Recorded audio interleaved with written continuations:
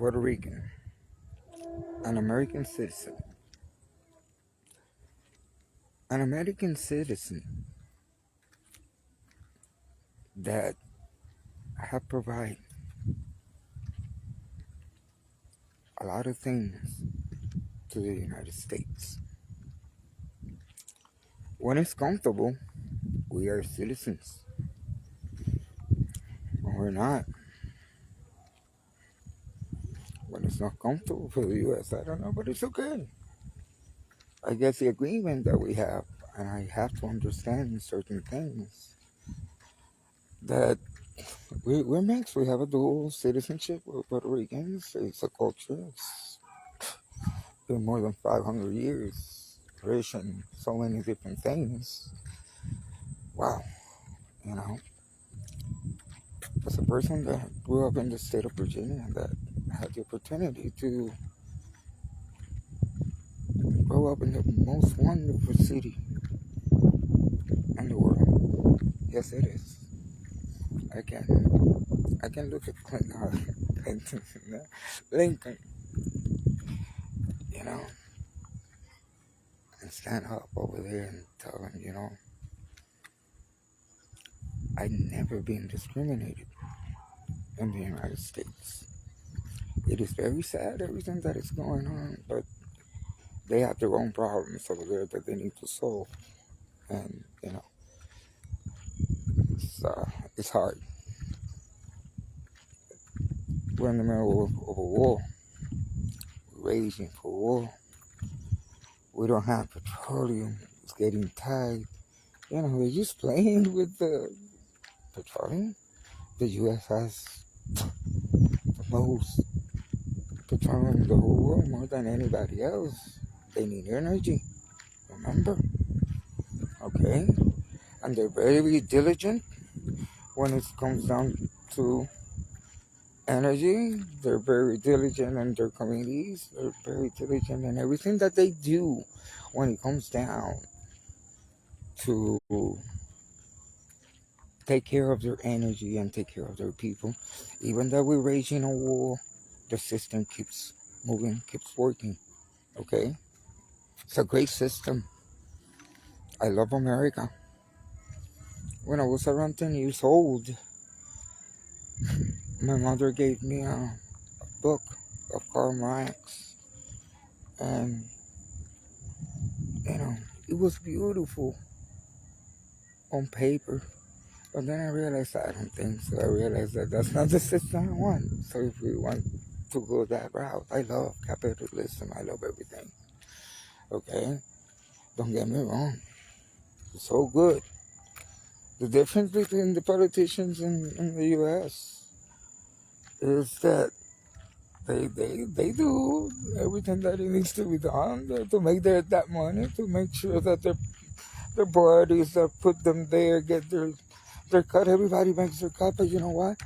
They keep advancing because the guy that is going to take care of that contract can't. They have federal audits and the companies, and as a ex-government contractor, that contract has to be fulfilled with all the federal guidelines. Yes. Okay. So I have tried and used and tried to talk to the politicians in this country, in this side of and it is out of control. This is an emergency call for all the Puerto Ricans out there. I'm going to tell you what. I've been sending letters of this situation to several politicians in Washington, D.C., trying to address. And Boricuas, we're going to have to apply the pressure. Yep, I'm going to tell you the plan, okay? And this is how we're going to apply pressure in the United States so they can pay attention to Puerto Rico, okay?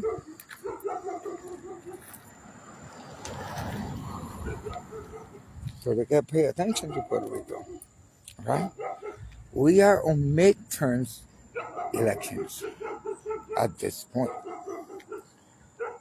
We're gonna go on every Puerto Rican district, and we're gonna ask those politicians that they can vote and they can do, okay, what the Puerto Rican politicians can.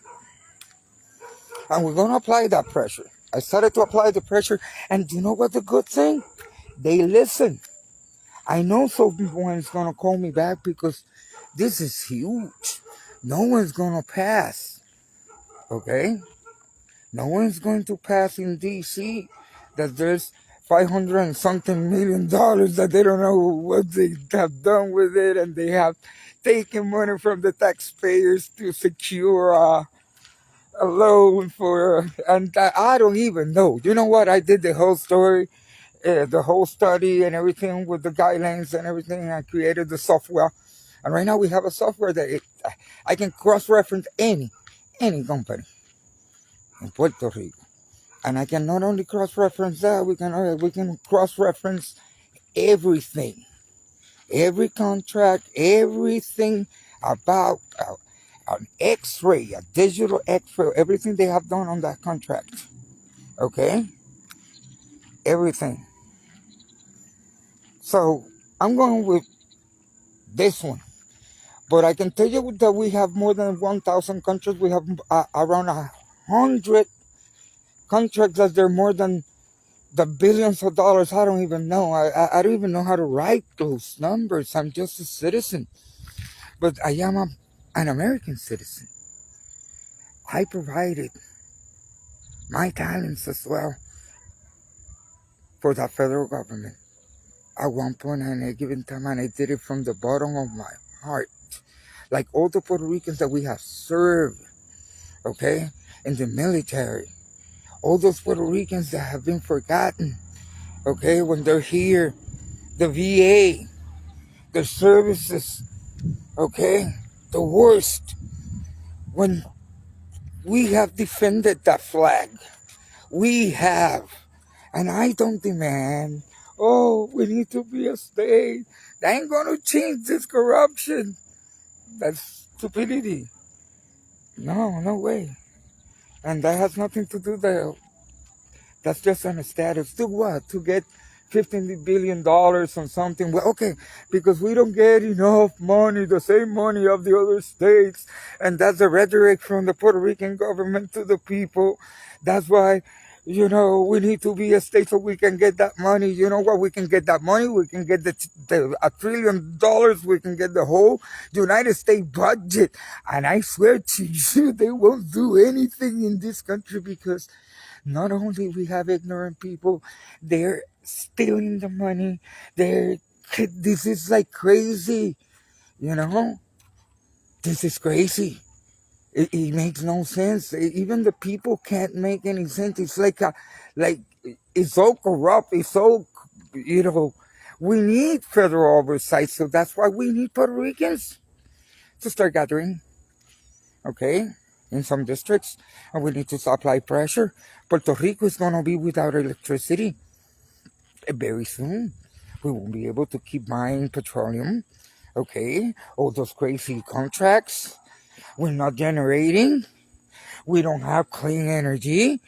We're about to collapse. An economy is going to collapse, and American citizens will be collapsing, okay? Not only we're going to stay behind on the technology side, we won't have the ability to even create our own AIs. Yes, we're going to have to create our own AI data centers.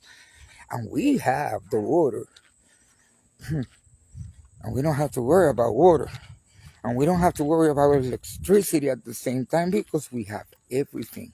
We have sun, we have water, we have wind. And I come back to that.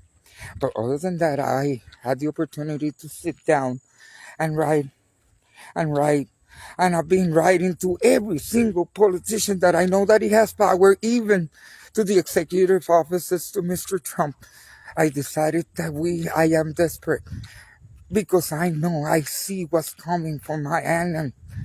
And as a Puerto Rican that knows the capabilities that we have in the United States to provide a very, very good oversight of this craziness, even the stupid board that you guys put in here is in the business. All right, you need to check that out as well. This is everybody and everybody. Even the FEMA director for the district is not in jail, serving some time after FEMA. Everybody went crazy. A lot of $1 million. And we still have some of those $1 billion to refix and to get this system the way it needs to be done. But unless we get federal oversight in a way that is supposed to change the energy in Puerto Rico, we don't need to create, a nuclear power plant. Oh, yes, are you stupid or dumb or what? It didn't work. We had one. It didn't work. We don't want that. We still have the remains of that, providing a lot of things to the people in Rincon. A lot of cancer, a lot of weird stuff over there. But they don't tell you that. That's a little secret on that dome that they have over there. That is scary as hell. So, I can tell you a lot of creepy stories as well. But the more creepy story is that we, as a pueblo, we need to get united. And I need the Puerto Ricans in the United States to get united, okay, on your districts. And we need to apply the pressure. We need to save the island. If you're a Boricua, you need to save this island. We are American citizens that we have provided. Even the highest rank ever in the Pentagon is a woman. And it's Puerto Rican. We have given everything. So Washington, you better listen. We're going to put a coalition together, please. I know it can be done. And things can be done even quicker now with AI. There's a lot of things that can be done. This is a pledge to all the Puerto Ricans, to all the politicians. If you really love this island, we need to take a look at this corruption. Everything that has taken, I can sit down and label everyone that has been, and everyone that's been, and everything that they have done. But it doesn't change. It doesn't change the fact that Puerto Ricans don't have electricity today. Right now, go and see all the headlines. Why? Not even because of petroleum. It's because it doesn't work either. What can we do with all those billions and change to a better future? This is an emergency. We're still in Maria. Puerto Rico still in Maria. Not only that, we don't have water. Not having electricity also brings the trickle effect of not having water. Okay? We have old, very old people that we don't have the manpower to provide services because our Puerto Ricans are old. Okay? We don't have services to provide them.